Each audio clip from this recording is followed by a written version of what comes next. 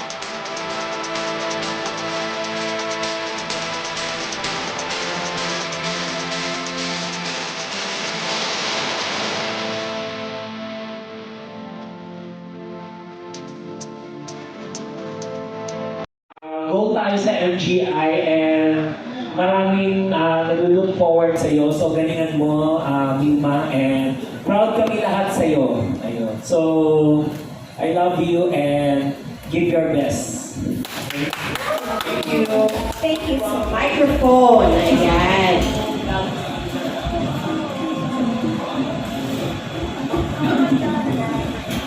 Ayun. Akala ko birthday ko to.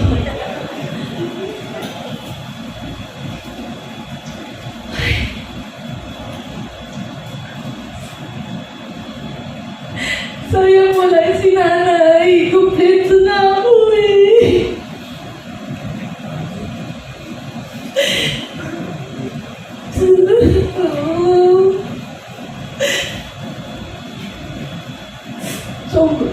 Sobrang kompleto na po ako.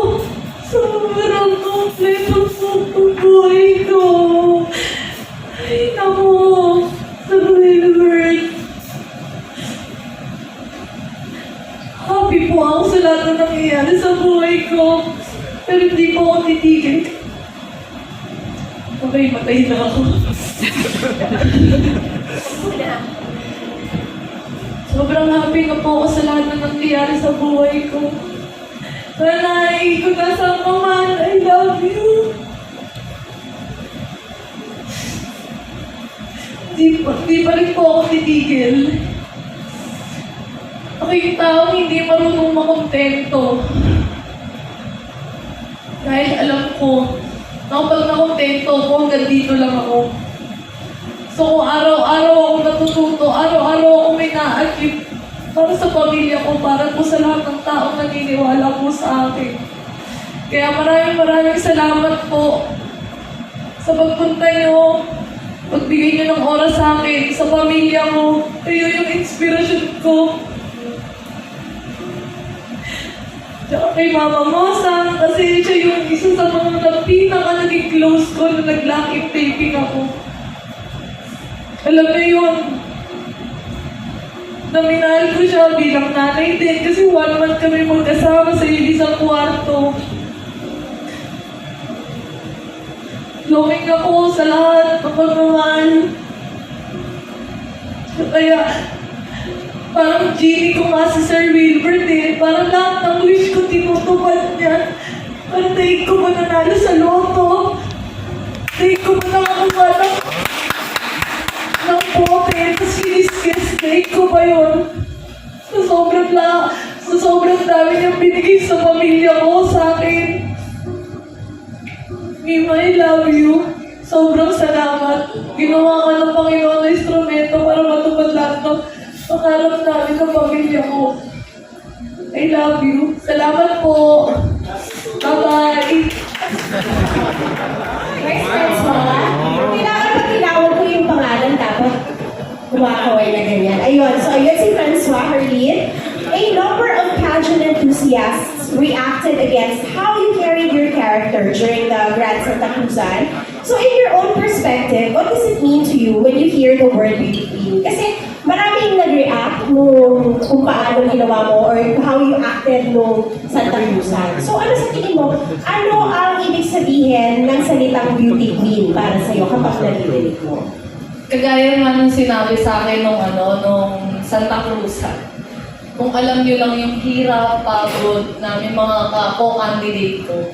Gusto ko lang naman mapagaan yung pagod nila eh. Kasi alam ko yung, ako mismo nandoon, sobra akong nahihirapan. Siguro bilang komedyante, ginawa ko lang na pagaanin, pasayahin, yung mga nanonood sa amin, at yung mga co-candidate ko. Kasi sobrang laking bagay na mapangiti mo lang yung mga taong nakapaligid sa'yo, yun siguro yung goal ko nung araw na yun. At saka in fairness, diba kapag beauty queen ka naman kasi, parang iniisip mo din, isa talaga sa isang characteristic ng isang beauty queen, yung iniisip yung mga tao sa paligid niya. In fairness ha, naka-step 1 ka na doon. Once you became a beauty queen or once you become a beauty queen, you can also be an influencer at the same time. Now, before joining Binibini, you are already an influencer. So, why do you still want to become a beauty queen? Kasi nga naman, di ba, kapag naging beauty queen ka, pwede kayong maging influencer. Eh, ikaw influencer ka na. So, bakit gusto mo pa rin maging beauty queen? Kagaya nga nung sinabi na influencer na ako. Nakukulangan pa ako eh. Parang gusto kong mas palawakin yung may influensyahan ko. Kasi kapag pumasok ka ng beauty queen, mas malaking industry ko, mas maraming tao yung may influensyahan ko, mabigyan ko ng inspirasyon sa kung ano yung mga pinagdaanan ko sa buhay at kung ano yung mga achievement na nakuha ko at makukuha ko. Ayan. So maraming salamat, Francois, sa iyong mga katanungan. Ngayon naman, pumunta tayo sa katanungan ni Arlen Adina. So unang tanong, sino-sino ang naghihimok sa'yo na sumali at ano ang nag-udyok sa'yo pagbigyan ng mungkahi nilang pasukin mo ang Binibining Pilipinas? Siyempre walang iba kundi si Sir Wilbert Tolentino, ang aking mentor, sponsor, all the way yan, sobrang grabe. Grabe siya all the way magbigay and to put lahat talaga as in. At abangan niyo na lang sa vlog namin kung ano ba ang pinaka-rason kung bakit niya ako nakumbinte na sumali sa Binibining Pilipinas. Malapit na. Ayan. Kaya dapat mag-subscribe sila sa Please subscribe my YouTube channel, Herlin Hipon and Wilbert Tolentino Vlog and Madam Inots.